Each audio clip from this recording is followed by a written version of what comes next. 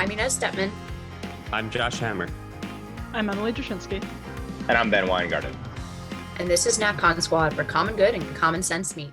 NatCon Squad is produced by the Edmund Burke Foundation, the home for national conservatism. Subscribe now on iTunes, Stitcher, Spotify, YouTube, or wherever you get your podcasts.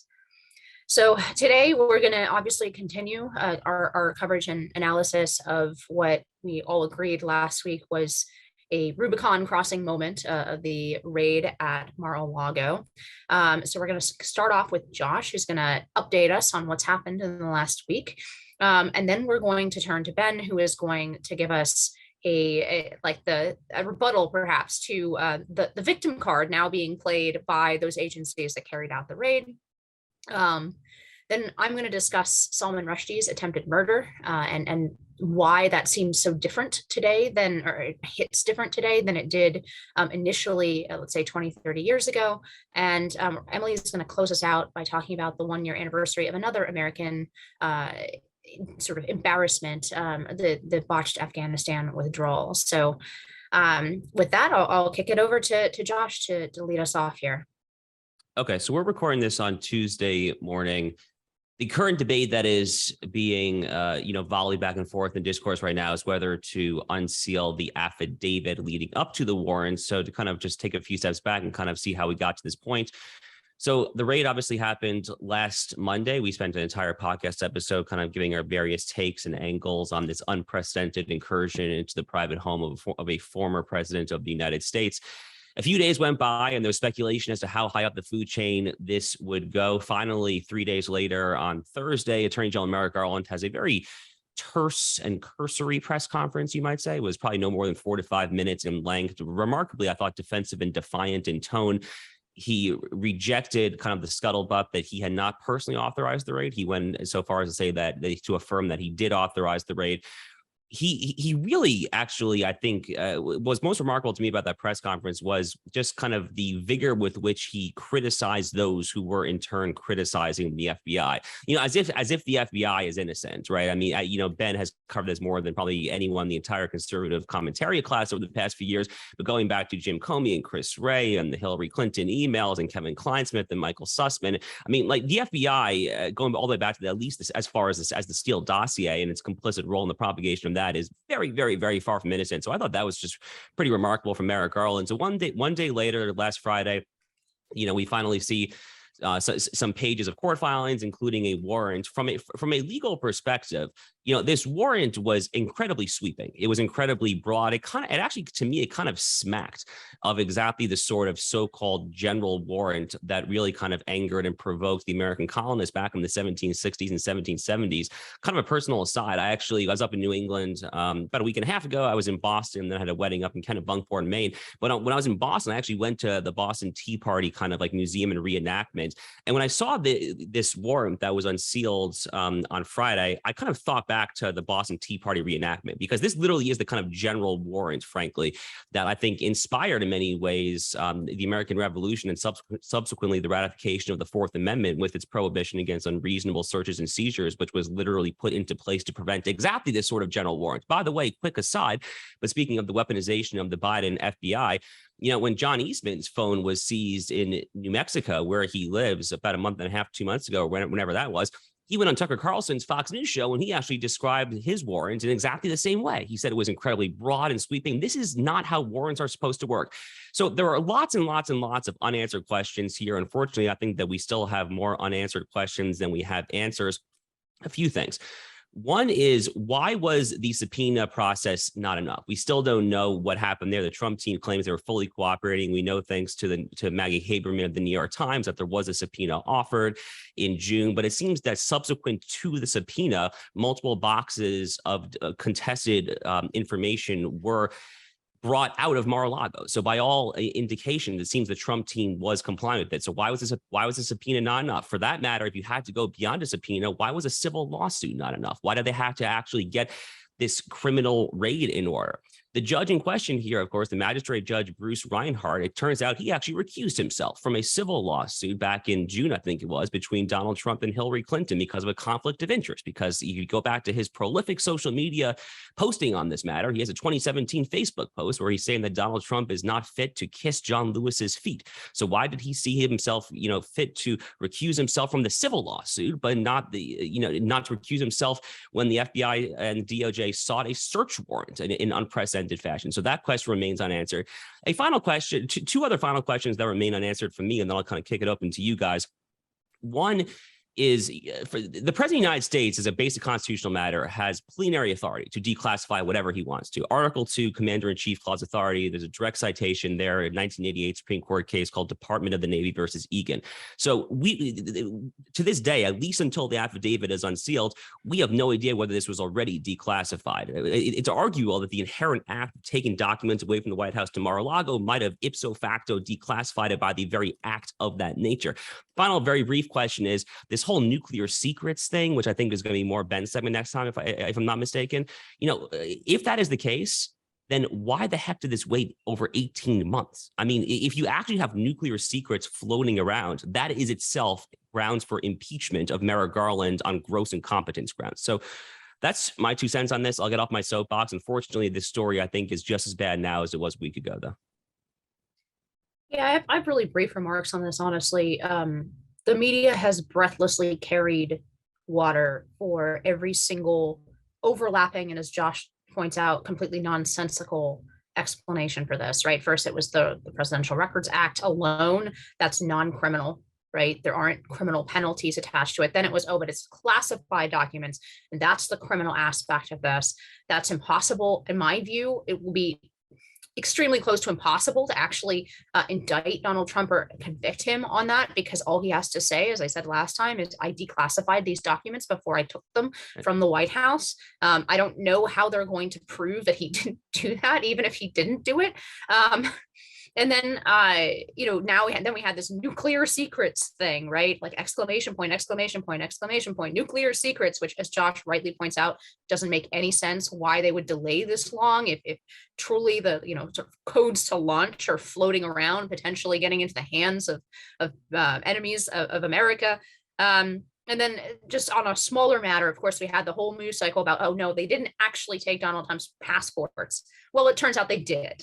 And so there's been no apology, as each new explanation from the regime has just been trotted out in through the corporate media with like no pushback at all each time.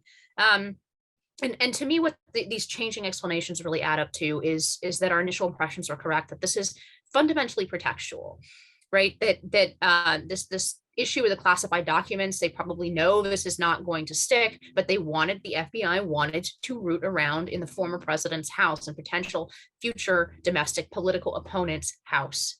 So, I mean, that again is getting very close to show me the man, I'll show you the crime, right? They're just hoping that they find something else, maybe related to January 6th hearings, maybe something else. They're hoping they find something else incriminating in his house. So they used an excuse, a very pretextual, unserious excuse, again, to break nearly 250 years of precedent of not starting to give the impression, in this case, increasingly the right impression, that the justice apparatus of this country is completely at service of one of the two political parties. And then a final point, I just want to make a note, there's a lot of issues here about who gets the benefit of the doubt, right? There's a lot of, yes, obviously we all have to some extent, wait for the facts to come out. I don't think the FBI and the Justice Department have earned the benefit of the doubt, not only in the 4 years of the Russia hoax and that investigation and the Mueller report and all of that, but also in the way that they have classified parents as domestic terrorists in that memo. I don't think that we owe them any more benefit of the doubt. I think it is now on the institutions more broadly, and I'm sure Emily will pick up on this point, to rebuild trust actively in the American people who have lost it for good reason, have lost that trust for good reason. And it's now on those institutions to clean themselves up if they find that possible. Now, I realize that's very naive. I'm not saying that they're going to do that overnight. They seem to have no inclination to do that. But in terms of who has the burden here, it's with the institutions now to rebuild trust with the American people. It's not with the American people to give them blind benefit of the doubt. Well, we heard last week, just wait, just wait, just wait. Don't rush to judgment.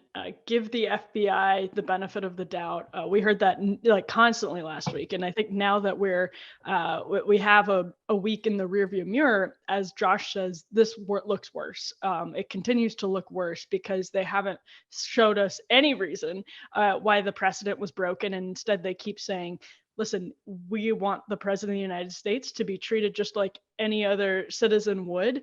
And generally, I think that's absolutely true. But when you have a raid on their home over the Espionage Act, we know who they like to prosecute with the Espionage Act. We know how they like to wield the Espionage Act.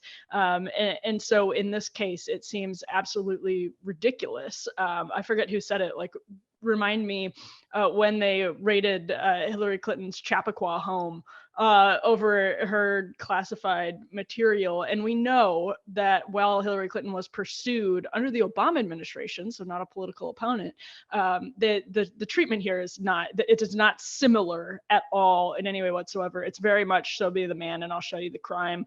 That's what's going on here. And the more time that passes, the clearer it is. So I'll kick it over to Ben.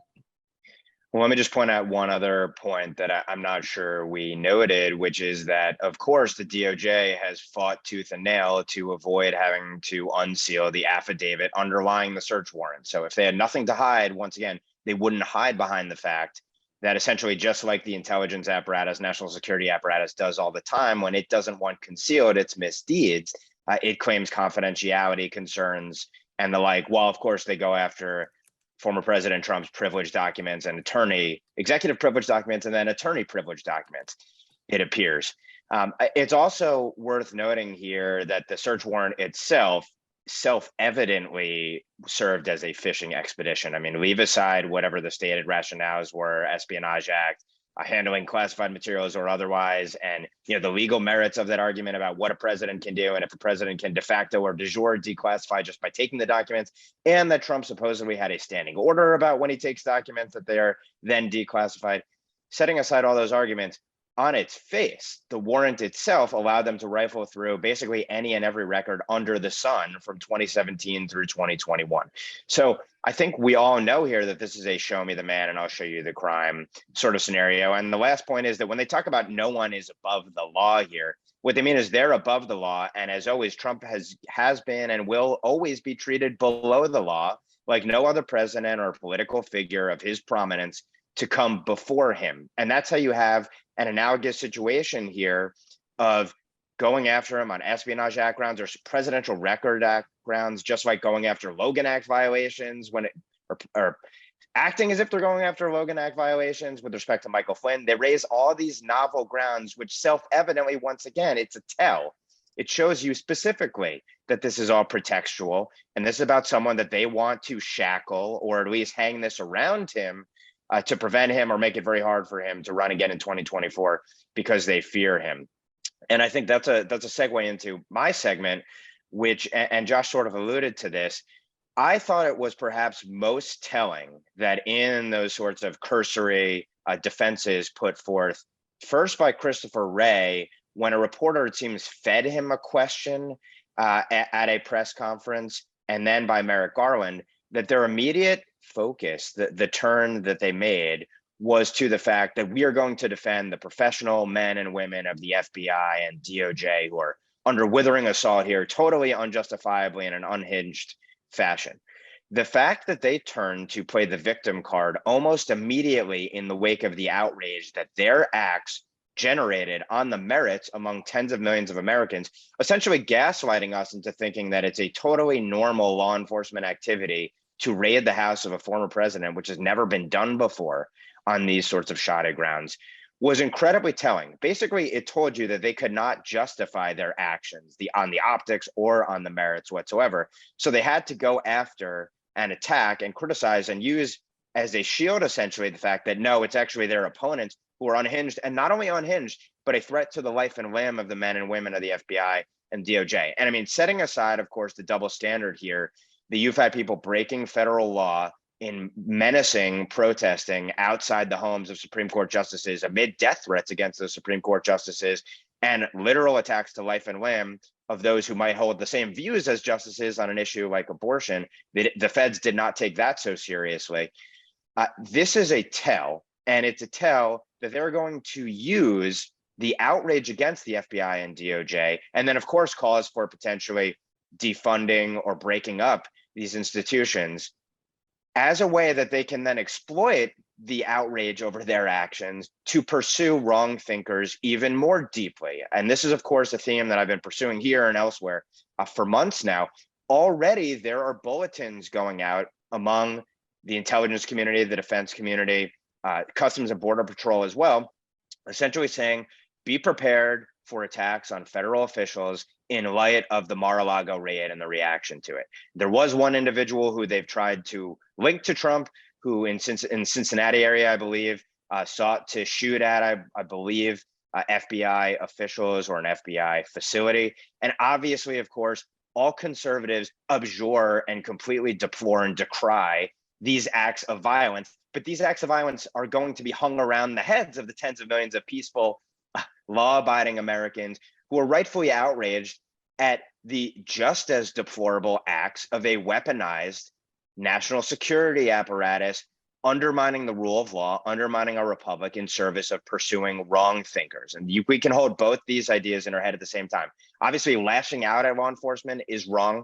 So are the actions of law enforcement. Law enforcement does not want to deal with the legitimate criticism of its own actions. And so consequently, I think, and I've been writing about this, going to write about this further in the coming months, I think you're going to see a massive effort to go after, particularly on social media, wrong thinkers, to put out threat bulletins claiming that there's a massively increased threat here, and to hang this around the necks of MAGA and basically continue to drive home the narrative, as I've been, kind of tongue in cheek, but actually arguing, which is that, Trump is essentially the leader of a MAGA terrorist army, and that he and his minions are provoking and inciting others to violence.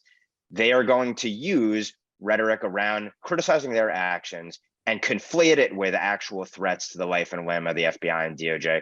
We shouldn't stand for it. We should condemn it. And we should hold them to account, just as we hold anyone who would use violence against innocent people to account as well. I see this playing out. And last thing I'll note, and I'm going to raise this in a couple pieces, one of the key sources of information claiming that there's this inflamed rhetoric, unhinged rhetoric on social media and holding up these accounts is someone named Daniel J. Jones.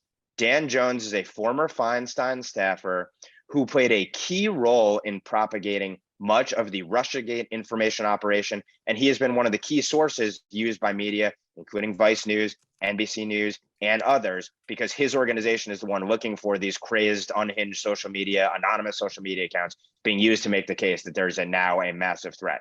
Now, all that said, Trump himself said the temperature ought to be lowered. I totally agree, but it's incumbent upon law enforcement, the DOJ, FBI, and this administration to lower that temperature by addressing the legitimate criticism that they're facing right now. With that, I turn it over to the group. I continue to find it very funny that just before the FBI did this, there was media controversy over the Trump administration's or the potential future Trump administration's plans to gut the administrative state, because they then just proved everybody they were mocking right. Like this, there is no way. And then Morning Joe, I don't know if you guys saw this, had Peter Strzok on to talk about how the FBI is neutral and is not trying to go after one person or the other for partisan reasons, which when it was sent in our staff chat, I said, I have a very hard time believing this is real. I don't know how it could possibly exist, and yet it does. And in it, actually Scarborough confronts Strzok and says, your text messages, like brings it up. So it's not as though he's not aware of what Peter Strzok did. It's that he realizes exactly what Peter Strzok did and thinks it's no big deal because Trump, right? Because Donald Trump is exceptional and requires thus exceptional use of administrative force and intelligence force. And that, in fact, is the one thing they can't wrap their head around, that perhaps Donald Trump should be treated in the same way that you would treat a regular Republican, because to the voters, Donald Trump is who they chose through our Republican democratically elected process. That's what happened, and thus he deserves to be treated that way. They just hate the voters so much. Remember those text messages that Scarborough didn't bring up about the smell of Walmart? I believe that was Peter Strzok. That tells you exactly what you need to know. It's not partisan. They're right. It's not partisan. It's not about Republicans or Democrats. It's about people they have contempt for, culturally, ideologically. So no, I guess they're right? Like it's not a partisan thing. It's just about the people that they have contempt for. And I think that's just continuing to be abundantly clear the more we learn. So, I mean, Yeah. one thing that, no, go ahead, Inez. Go. I was just going to say that I agree with Emily but I guess I would just give a different explanation. They don't see it as ideological. That's how they can say these things. Like Peter Strzok can say this with a straight face, right? They are surrounded by people for whom the idea that Trump is a democracy-threatening Hitler is the normal baseline, right? And they don't see it as like partisan. They don't think of it as partisan. And that's a larger problem with all of these institutions, is that they share these assumptions about, essentially about the last 30 years in which they're very, very out of touch with perhaps 70 or 80% of Americans on left and right. But they don't see that disagreement as a legitimate disagreement within democracy. They see the ideas that they've been advancing on both party lines, right? But this particular class that agrees with each other has been advancing for 30 years. They see those ideas as synonymous with liberal democracy, which is why you get those like absolutely absurd, contradictory statements about, things like Roe v. Wade being overturned, being, a threat to democracy, when it literally gives the issue of abortion back to people to vote on, right? That is that fundamental underlying ideology of this blob in this class of people in our institutions who just do not see disagreement with them on anything fundamentally of substance, anything that would actually change the direction and structure of this country, and more importantly, probably to them, who's in power in this country. They no longer see that as a legitimate thing to be adjudicated through the democratic process. And that's why they think I don't think this is one cackling guy.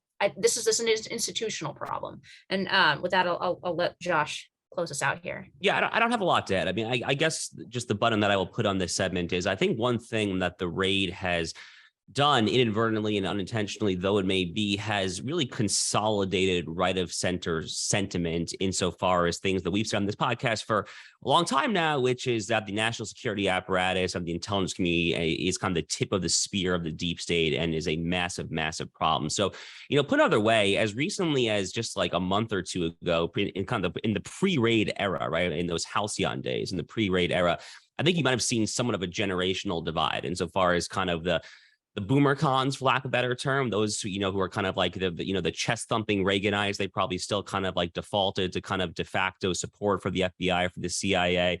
Someone like Sean Hannity wearing the literal CIA lapel pin, I think, is a good example of that. But I think when you see so viscerally, like a national epical moment, like a pre-dawn raid on a former president of the United States, that's a really kind of galvanizing, unifying moment for the right of center insofar as the future of the national security apparatus is concerned. We've put up some great content and Newsweek opinion on this, and kind of just a shameless plug. Liz Wheeler, on the day that we're recording this today, has a really great piece just entitled "Abolish the FBI." I think Liz, frankly, speaks for many, and it'll be interesting to see just how quickly Republicans take action on that exact front when they retake the House come January. So just to wrap up that discussion, unfortunately, I do think that's the most important story, and will continue to be the most important story going forward, because it has such sort of republic earthquake consequences. But that being said, there are some other important things that happened in the last week, and chief among those is the stabbing of Salman Rushdie, the author of Satanic Verses, in upstate New York, by almost certainly somebody following up on the fatwa that has been on his head now for over 30 years, I believe, and has necessitated that he travel with armed guards. That I guess after 30 years, he didn't, his guards got lazy or complacent, or he didn't have them. But unfortunately, he is seriously injured. The latest news is that he has come off the ventilator, that he is on the road to recovery, but that he will probably lose his eye. He's also dealing with stab wounds all over his body, I believe his liver, his arm. So very serious life-changing injuries for Salman Rushdie. What I wanted to sort of bring up before I throw it out for larger discussion is simply the response and how muted the response has been to this. And if it had been muted because of what we were just talking about, I would understand. But I don't think that that's the whole story here. Unfortunately, there isn't any real way for our mainstream institutions to strongly condemn this in exactly the language that it needs to be condemned, and by embracing the Western tradition of free speech and embracing the American tradition of free speech, because that tradition itself is not embraced largely by our elites. So, they condemn violence in sort of this mild-mannered sort of way. That's very much what the Biden administration put out on this. But I think it is largely impossible for an elite and for our institutions that fundamentally don't think that the American way of life is something that is good, valuable, or worth defending. They really can't put out a full-throated defense of free speech, and therefore can only sort of put out, again, this mealy-mouthed statement that sort of condemns that violence happens without actually pointing to why this particular violence happens. A last brief point would be, it's interesting because so many of these things hit so differently for us today. They almost seem like here, like I'm thinking of drone strikes on al-Zawahiri, I can't say his name, or some of these other issues that seem almost part of a different world, a different political landscape with different political concerns. I think that just underscores how far our country has gone away from what were important concerns that every nation deals with. The world stage, various forces, every country confronts world events, every country confronts domestic disagreement. But the fact that even something this fundamental seems almost like a sideshow to us, or maybe you guys don't feel that way, but it feels very different than I would have felt about it, even let's say 10 years ago or 5 years ago. And that's not because that issue itself has waned at all in importance. It's just that our country is so broken in even more fundamental ways that, like, the problem is that we can't even put forward, like we would have been able to 10 or 20, 30 years ago, at least from the institutions. We can't put forward that kind of actual defense of the American value of free speech. And that itself, I think, is just tragic. And other than just to say that, of course, we really keep Salman Rushdie in our thoughts. Hope he makes a full recovery as much as possible with these very serious injuries.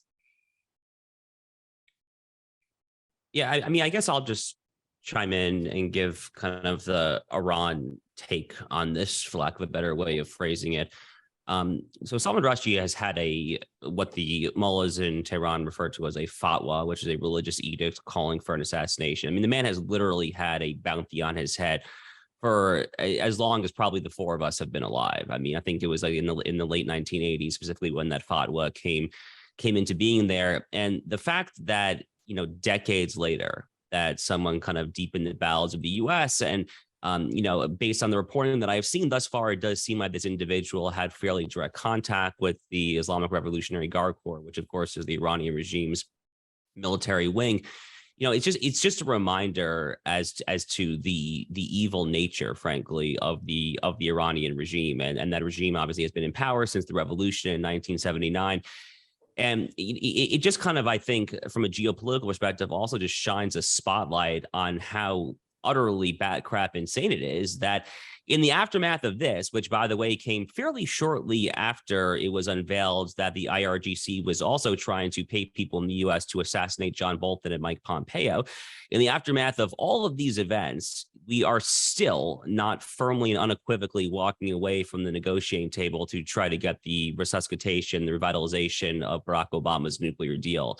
So unbelievable. I mean, you would think that, the Bolton Pompeo story alone, let alone this, should really get them to thoroughly denounce even kind of flirting with the idea of making the Iran deal great again. It obviously was never great to begin with. I'm being sarcastic. Yeah, I mean, that's kind of just my take as well. I think Inez kind of captured kind of the free speech element quite well. But yeah, look, I mean, Dennis Prager's column this week, I thought also hit on a good point, and then I'll toss it over to Ben and Emily. Dennis Prager's column this week was basically just saying that the reality remains in the year 2022, not just when it comes to the Iranian regime, although Iran is kind of front and center for this. You know, when you criticize the Quran, when you criticize the Prophet Muhammad, if you're going to caricature it, not the entire global Islamic world obviously is going to call for your death, but many will. I mean, we saw what happened in Charlie Hebdo's office, obviously in Paris in 2015.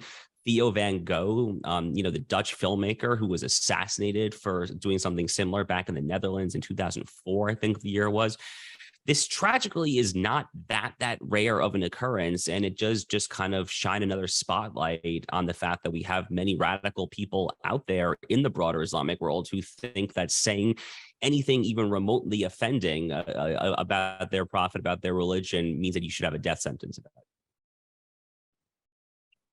So I'll be real brief. I concur in Josh's remarks here. It's also worth noting that you can look at this as another security failure of our law enforcement apparatus while they continue to pursue everyone and their mother who they don't like. And on the point about free speech broadly, and it's worth noting that the fatwa, which was on Rushdie's head, and these other attacks have been undertaken under the aegis of Sharia law, that the Sharia speech code violations and the punishments to be meted out under them, we have something like a secular version of that has developed in the Western world. It doesn't necessarily call for violence against speech you don't like, but it certainly calls for a massive censorship regime, cancellation, threatening people, and perhaps even violence on that. And that is maybe the saddest aspect of all, which is that the West itself is no longer a haven for speech of its own volition.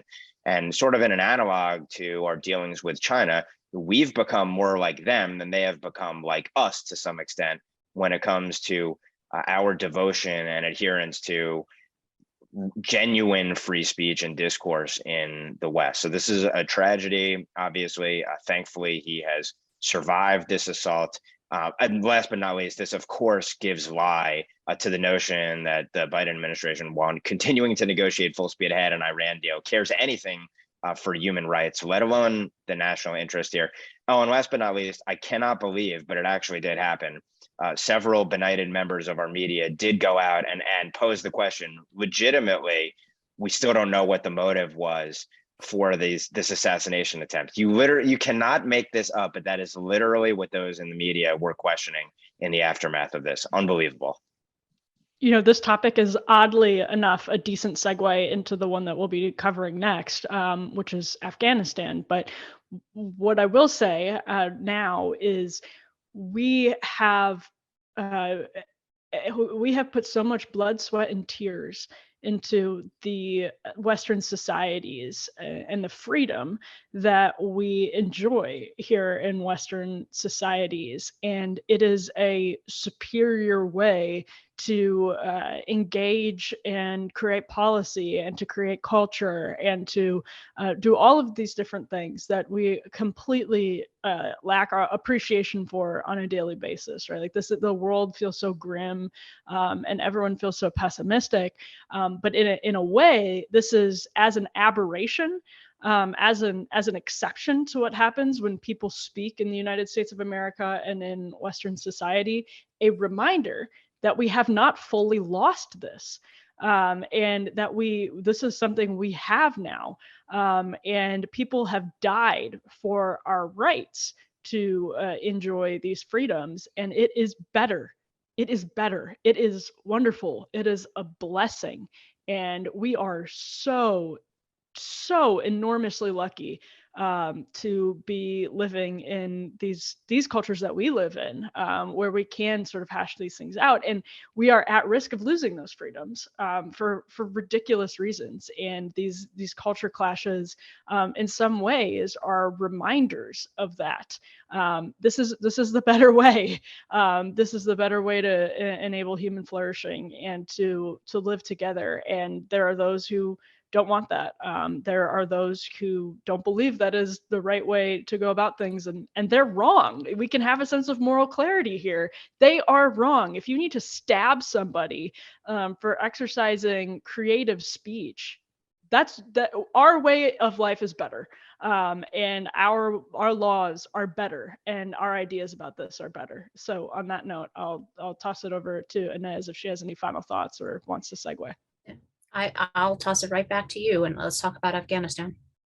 Well, yeah, this is a decent segue because there was this temptation 20 or so years ago to nation build when we, after 9/11, for some very understandable reasons, wanted to stamp out those terrorists who wanted to destroy the American way of life in different regions of the Middle East, but reasons that, while they may be sort of understandable from an emotional perspective, even from a rational perspective, were not honestly represented by people in power. And that went on for years and years. And the war in Afghanistan is a sad and tragic symbol of all of that. If you look at the Afghanistan papers and the way that war was represented by people in power, and now here we are a year after the Biden administration's disastrous withdrawal, and we know that there are main terrorist operatives just on balconies in Kabul, as the drone strike earlier this month showed, that just comfortable enough to be on balconies in Kabul. And again, obviously, Zawahiri was killed by an American drone strike. But the fact that there was that level of comfortability in Kabul a year after we left, I think really shows a couple of things. One, that this warfare by drone, when used properly, when used ethically, is in some ways a replacement for a full-scale occupation and a sort of ground war. And two, that everything we said was necessary for a very long time in that place didn't have the effects that we said we were expending these American resources to have. And we now know that Taliban rule in Afghanistan is, to those of us in the West, looks completely what is the right word? I mean, completely arcane and cruel. And indeed, there's plenty of evidence that's what's happening now that the Taliban, which was supposed to be a kinder and gentler Taliban, is in control of Afghanistan. And just for the last year, there has been this need, I think every single one of us probably agrees, to kind of split the hair, right? That in a sense, the Biden administration's withdrawal from Afghanistan was horrible, while at the same time, getting out of Afghanistan and scaling back dramatically our operation there was the right call. And that's not a sort of easy hair to split, but it's perfectly compatible. I mean, there's no mutual exclusivity there. You can say that it was right for us to scale back in Afghanistan, and Biden did it in the worst possible way.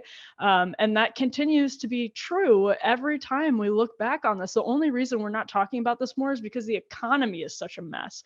Otherwise, this would be, I think, a front and center American disgrace. The way that our troops were treated, the way that our resources were treated, it's truly an embarrassment and a shame. So I'll toss it open to the group and just ask, now that we have a year out of this 20-year war, we are marking the 1-year anniversary of the withdrawal of this 20-year post 9/11 war. Is there anything that stands out to all of you? Any lessons that have emerged over the course of the last year? Well, let me just say up front, just to compound the errors here, and we probably all agree to one extent or another that we should have gotten out of Afghanistan, and likely a lot sooner than we did, but that it was executed in the most disastrous possible way for an incompetent way for U.S. national interest. In fact, if you wanted to damage U.S. national interest to maximum extent in a withdrawal, it's not clear what you would have done differently.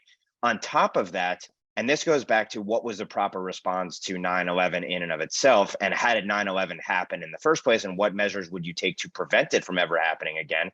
We, of course, had a terrible vetting program now, such that there appear to be terrorists in this country as a consequence of those we let in through refugee resettlement subsequent to the Afghanistan pullout. So it's making the same mistakes again over 20 years later in the withdrawal, which is remarkable. It goes back to, again, how do you harden your homeland? It starts with immigration being the first thing, which our elite still refuse to acknowledge, internalize, and react accordingly. But the other thing that I'll say is, and there's an analog here too, when it comes to the national security, law enforcement, intelligence apparatus more broadly, I've made the case, and obviously you can go back even before this, but the fact that no one paid a price for Russiagate guaranteed that we would have still far worse outrages and abuses, depredations from our deep state going forward.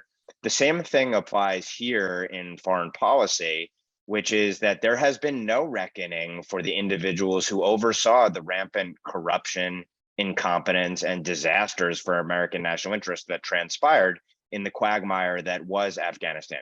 You know, we can all look back at those old CGAR reports, the Inspector General for Afghanistan Reconstruction, and see the mass of failures associated with the entire enterprise. And enterprise is probably the right word that we undertook there.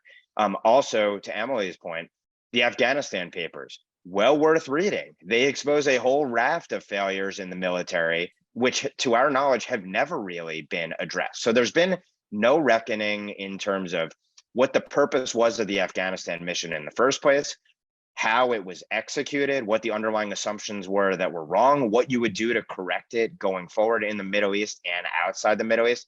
There's been zero reckoning. And now we're in Ukraine to the tune of tens of billions of dollars and growing. So I think it shows you that they learned no lessons because no one ever pays a price. There is no accountability for malfeasance, corruption, and even worse, potentially criminality here.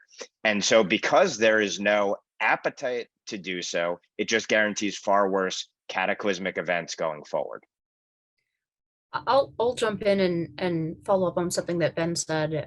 It's true, there have been absolutely no consequences. And just looking at the withdrawal as a microcosm for the larger lack of consequences, there have been no consequences for anyone for the lives of the 13 US service members who are killed completely unnecessarily in this totally botched and incompetent withdrawal. And thus far, the only person who has been disciplined for that entire affair is Lieutenant Colonel Stuart Scheller Jr. If anybody, I may be mispronouncing his name, but if anybody remembers, his crime, of course, was to actually criticize the military brass for the way that this was conducted, which he did in full recognition of the consequences, and he took those consequences. He was court-martialed for it. And he knew that would happen. And again, I understand why the military has to court-martial this lieutenant colonel, because he publicly criticized the chain of command. I understand perfectly why a military cannot tolerate that. I think he understands in his statements, he makes it very clear, he understands why a military cannot tolerate that, and he accepts the consequences for speaking out. But it is completely intolerable to me that he is the only person thus far in that entire botched affair who has suffered. So, pardon my French here. No one else has suffered a damn consequence for this. Just this one guy who actually was brave enough to say, this was awful, and this is on the top brass. This is on the leadership of the military, the deaths of these 13 U.S. members, service members, and of the humiliation of the U.S. in front of the world in this withdrawal. So I like Ben, I think this is largely a microcosm not only of Afghanistan and the way we've conducted the war there, but also, the entire, largely our entire system is shot through not only with ideology, but with incompetence. And in the case of the military, that ideology and incompetence, it costs, the lives of some of the best of us. So I'll let is it that? I guess Me. it would be Josh. Yeah, Josh. Tough act to follow there. That was wonderfully impassioned. Kudos.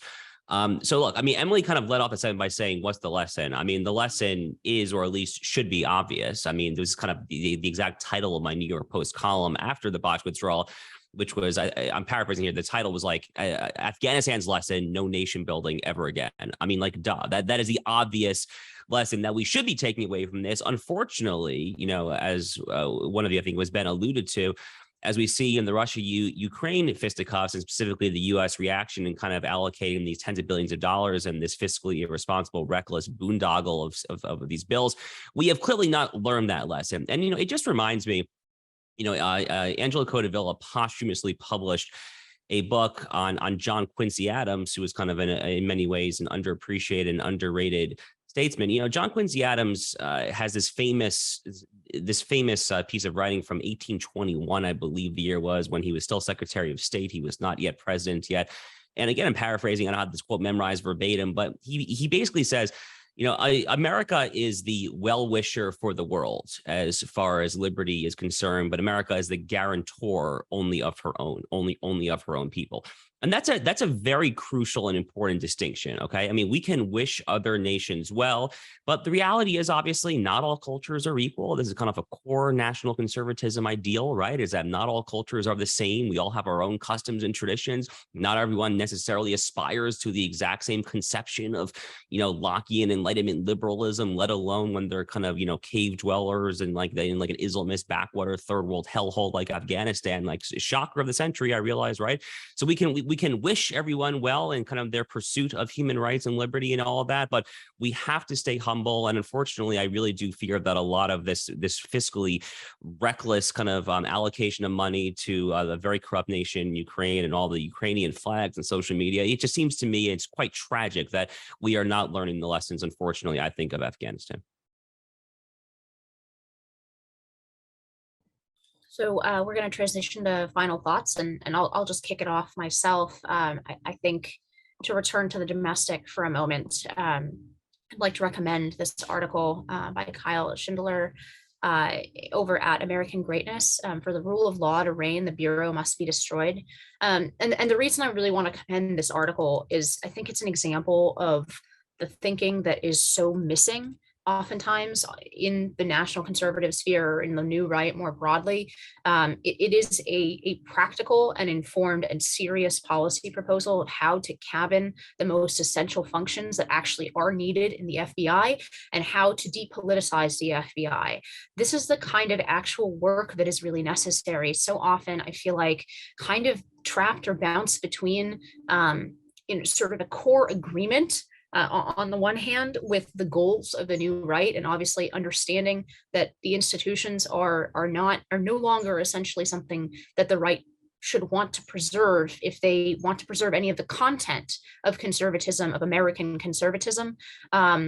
So with there, I'm very like sort of new righty. But then I often look at some of the policy proposals, and it truly is, it's sort of the blessing and the curse of being sort of coming from the outside, from outside of the political establishments.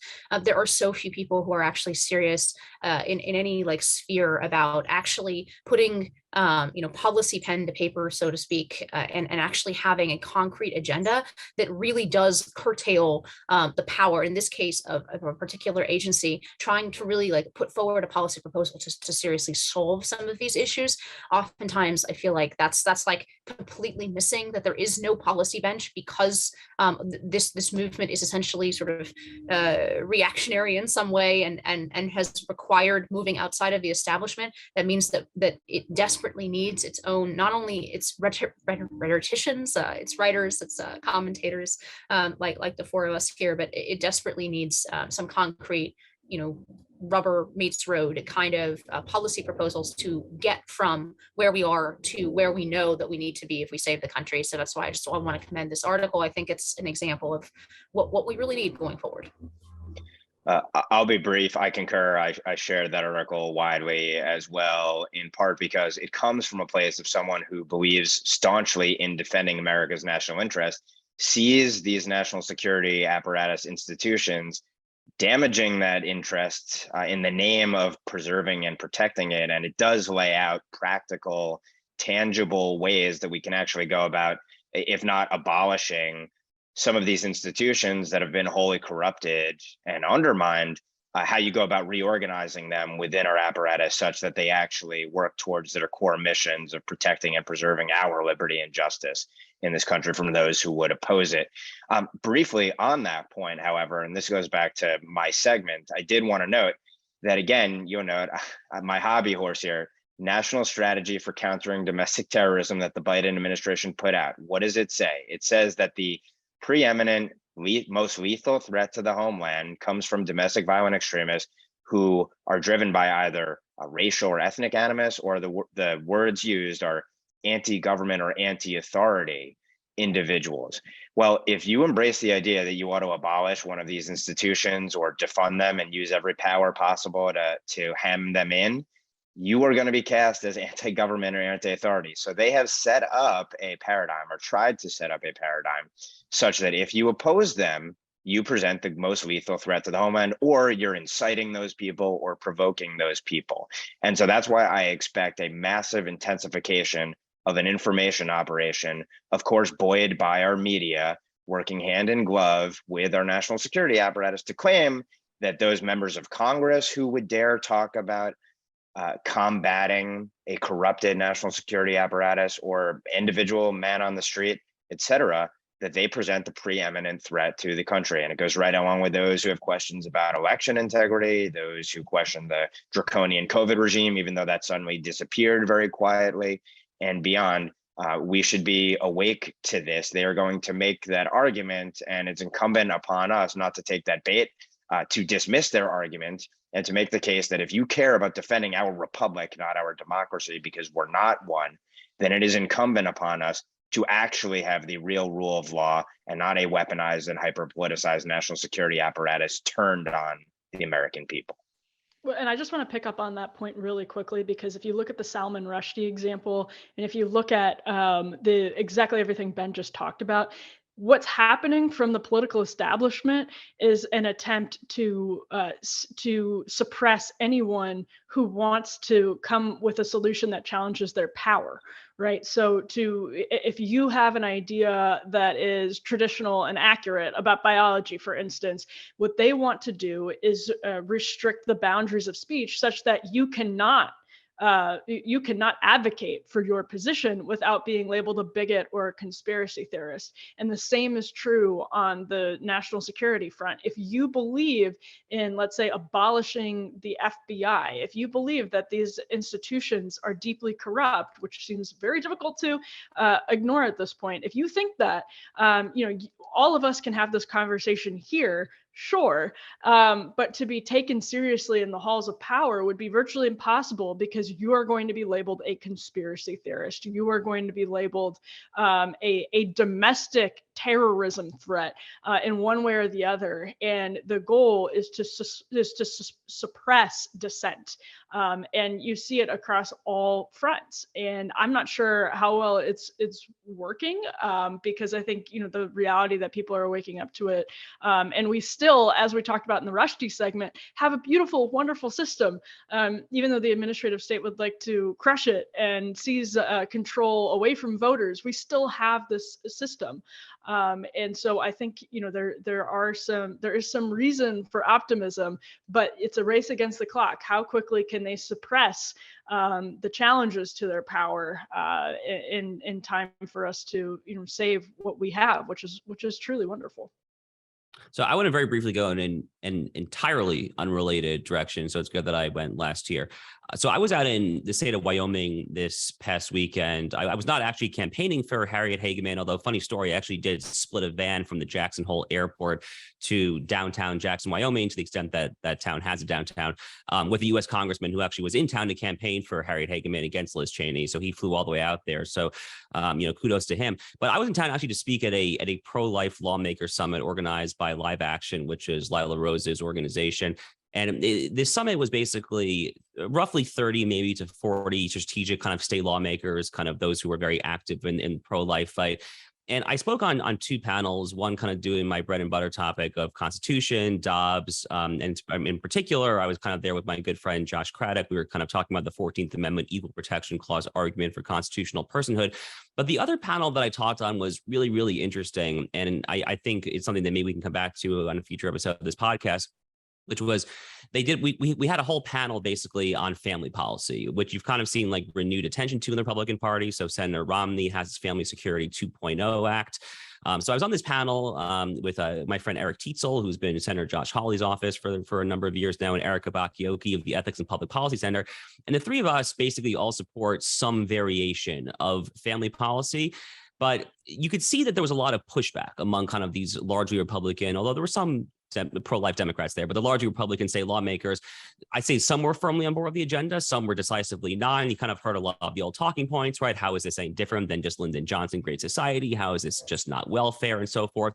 So it was really kind of like a healthy kind of intellectual tension. I think we kind of saw this summit, kind of these tensions playing out in real time between kind of the Orrin Cassie wing of political economy and kind of the more traditional kind of AEI wing, for lack of a better term. So it was just very enlightening for me to kind of see that play out in real time. And I kind of have a stance as opposed to those two warring factions, but it's just very interesting how this is going to play out over the Republican Party over the next few years. We'll come back to that in a future podcast, I'm sure. And with that, from some of the FBI's potential domestic terrorists, on behalf of Ben, Emily, Josh, thanks for tuning in. I'm Inez Stepman, and we'll see you at the next NatCon squad.